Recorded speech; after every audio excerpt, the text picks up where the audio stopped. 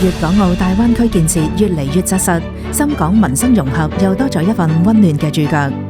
5月13號，深港跨境醫療慈善關愛計劃萬人口腔健康公益行動2026喺深圳羅湖口岸港人服務中心正式啟動。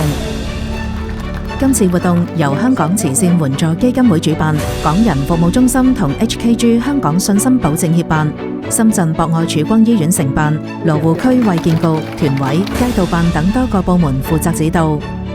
聯動深港兩地多家單位、慈善組織、醫療機構同社會力量，針對兩地市民睇牙難、種牙貴嘅民生痛點，以口腔健康為切入點，精準回應市民嘅實際需要，為跨境民生融合注入動力。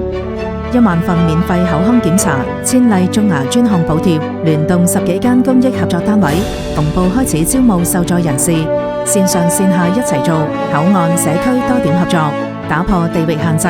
令優質醫療跨越關口，直接送到市民身邊。本次活動係一個守護口腔健康嘅公益行動，更加係大灣區背景下深港協作嘅生動實踐，